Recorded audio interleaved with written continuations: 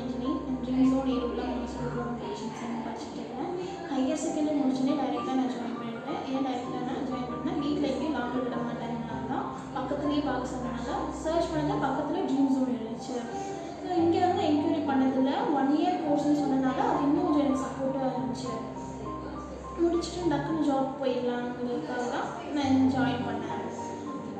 So இந்த வந்து நான் 6 to 8 months இருக்கும். நான் நிறைய விஷயத்தை கற்றுக்கிட்டேன். இன்னொரு 6 months இருக்குது. இன்னும் நான் நிறைய கற்றுப்பேன். கற்றுக்கிட்டு கண்டிப்பாக நான் ஒரு பிஸ்னஸ் ஸ்டார்ட் பண்ணுவேன்.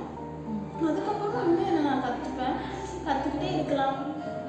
ஸோ இந்த மாதிரி வீட்டில் உமன்ஸ் எல்லாம் இருப்பீங்க, நமக்கு பிடிச்சதை வந்து பண்ண முடியாது அப்படின்னு.